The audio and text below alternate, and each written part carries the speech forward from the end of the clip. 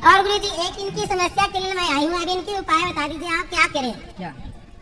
कि अब इनको जाने के लिए तो बहुत तैयार थी अभी, लेकिन उन्हीं पतिदेव तो खैर 3 साल से कोई बात विचार होती ही नहीं है, लेकिन सास कह रही है कि मैं तलाक दे दूंगी, मगर पतिदेव आ ही नहीं रहे हैं। तो सास अपनी बहू को तलाक देगी? हाँ, सास ही सब कुछ कह सास रहे हैं। बहू को तलाक कब से देने लगी?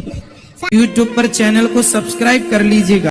दोस्तों, जय श्रीमन नारायण, जय श्री राधे राधे राधे। गुरुजी के प्रिय भक्तों, उत्तर प्रदेश के वृंदावन में आयोजित धर्म और आध्यात्मिक चर्चा के दौरान यह युवती कहती है कि मेरे पति मुझसे तलाक चाहते हैं। जब पूज्य गुरुजी अनिरुद्धाचार्य जी महाराज ने तलाक लेने का कारण पूछा तो युवती ने अपने ससुराल वालों पर वो आरोप लगाए, जिसे सुनने के बाद पूज्य गुरुजी ने उस युवती को वह बात समझाई जिससे उसका घर पुनः बस जाए। दोस्तों, वीडियो को अंत तक जरूर देखिएगा और हमारे चैनल को सब्सक्राइब और वीडियो को लाइक और शेयर जरूर करिएगा। राधे राधे।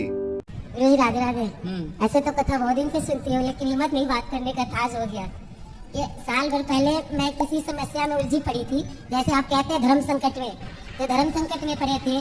तो उस बार में ऐसा हुआ कि सास ससुर कह रहे थे पति को छोड़ के तुम चली जाओ। मैंने कहा नहीं, जब सही थे तो साथ में थे, तो अभी भी मैं साथ में रहूंगी। तो फिर पति भी कहते थे कि नहीं, बच्चों का पेपर है, तुम चली जाओ। हमने कहा नहीं। फिर मैं अपने प्रभु से एक ही अरमान पूरा करी कि मेरे को धर्म संकट से बचा लो, तो उन्होंने बचा लिए। मैं अपना दोनों कर्तव्य पूरा कर लिए। ठीक है। लेकिन उस बार मैंने ये कही थी अगर पति सही सलामत मेरे हो जाएंगे तो उनको मुझे पोथी पाठ बैठाना था। तो मैं पोथी पाठ पहले पूर्वजों के बैठाऊं कि जो कही थी उनका बैठाए। आप जब बैठाएंगे तो उसमें पूर्वजों का भी हो जाएगा, कहीं बात भी पूरी हो जाएगी। दोनों हो सकती है। एक और बात गुरु जी, मेरे घर के पीछे नशा मुक्ति केंद्र है।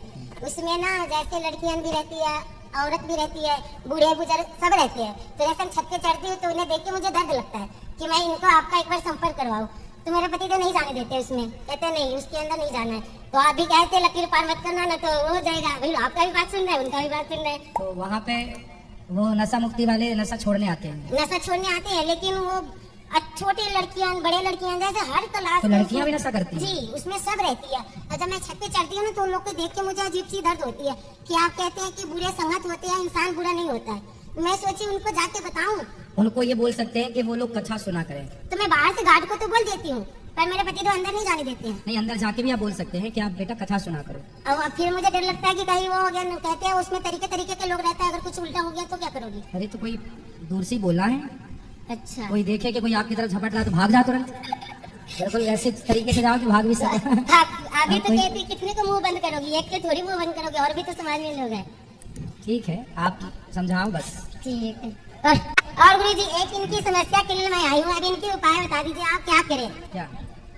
कि अब इनको जाने के लिए तो बहुत तैयार थी अभी, लेकिन उन्हीं पतिदेव तो खैर 3 साल से कोई बात विचार होती ही नहीं है, लेकिन सास कह रही है कि मैं तलाक दे दूंगी, मगर पतिदेव आ ही नहीं रहे हैं। तो सास अपनी बहू को तलाक देगी? हाँ, सास से सब कुछ सास बहू को तलाक कब से देने लगी?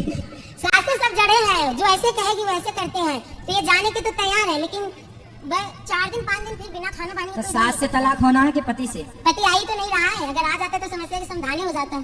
चलो बात करो। लोग आके उन्हें बुलाया था, फोन भी करा था, लेकिन वो नहीं आए थे। क्या करते हैं आपके पति? वो हौजरी का काम करते हैं, सिलाई का। तो आपको तलाक क्यों देना चाहते हैं?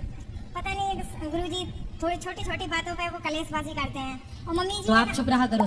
नहीं, मैं तो 8 साल से चुप ही, मैं कुछ नहीं बोलती उनको। तो फिर उन्हें फिर क्यों तलाक लेना है? अब तो मैं 1.5 साल से यहाँ पे हूँ गुरुजी। नहीं तो जब आप थी तो आप 1.5 साल से अलग क्यों, साथ ही में रहो ना। मैं गई तो थी, लेकिन मम्मी वहाँ वो कहीं चले गए थे, ताला वाला लगा के, तो मैं जाती कहाँ। और फिर वो मैं खाने पीने पे प्रबंध कर देती है वो। आपके खाने पीने में? हाँ। आपको खाना पीने नहीं देती? बिल्कुल भी नहीं। कौन नहीं देता? मम्मी। और वो तो बोलते ही नहीं। मम्मी मतलब आपकी माँ? सास। सास।